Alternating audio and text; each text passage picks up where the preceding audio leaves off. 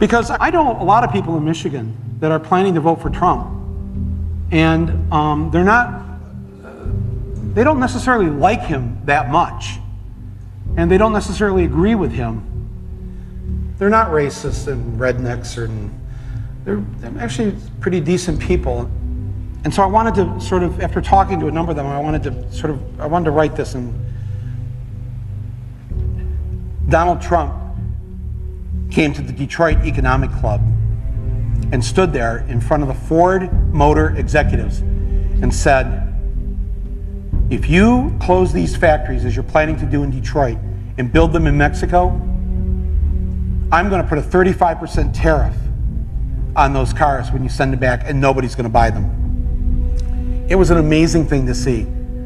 No politician, Republican or Democrat, had ever said anything like that to these executives. And it was music to the ears of people in Michigan and Ohio and Pennsylvania and Wisconsin, the Brexit states. You live here in Ohio, you know what I'm talking about. Whether Trump means it or not is kind of irrelevant, because he's saying the things to people who are hurting.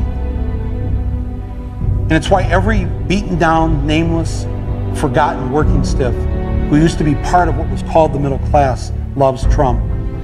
He is the human Molotov cocktail that they've been waiting for.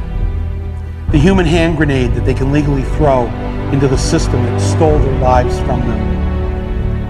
And on November 8th, Election Day, although they've lost their jobs, although they've been foreclosed on by the bank, next came the divorce, and now the wife and kids are gone, the car's been repoed, they haven't had a real vacation in years, they're stuck with the shitty Obamacare bronze plan where you can't even get a fucking Percocet.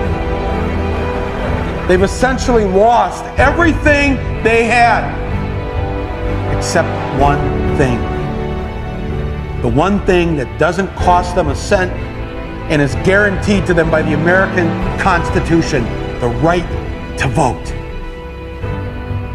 They might be penniless, they might be homeless, they might be fucked over and fucked up. It doesn't matter, because it's equalized on that day. A millionaire has the same number of votes as the person without a job. One. And there's more of the former middle class than there are in the millionaire class. So on November 8th, the dispossessed will walk into the voting booth, be handed a ballot, close the curtain, and take that lever, or felt pen or touchscreen, and put a big fucking X in the box by the name of the man who has threatened to upend and overturn the very system that has ruined their lives. Donald J. Trump. They see that the elites who ruined their lives hate Trump. Corporate America hates Trump. Wall Street hates Trump. The career politicians hate Trump. The media hates Trump after they loved him and created him, and now hate him. Thank you, media. The enemy of my enemy is who I'm voting for on November 8th.